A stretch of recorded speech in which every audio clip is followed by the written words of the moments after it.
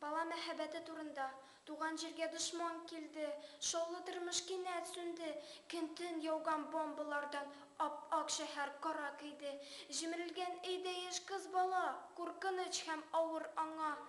Сары яфрак кебек йөзе, аңын жуеп ята ана. Сикереп торды кинәт кызчык, атылып барып туңын алды.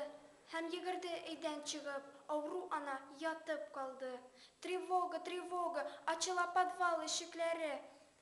Ә кыз атлый каршы якка, гүя берни ишетмәде. Колагында әнисенең эзек-эзек сулышлары. Аның хәлсез аяклары бөгелеп китә атлаганда. Тик уйлый ул, әниемнең кыл өстендәге мөркәе. Әнә Акъерт, таныш доктор, ул коткарыр әникәе. Шул чак кинәт әйтерсеңлә мәхшүр купты, күк күкрәде, чинап очкан бомбалардан калтыранды җир, тетрәде.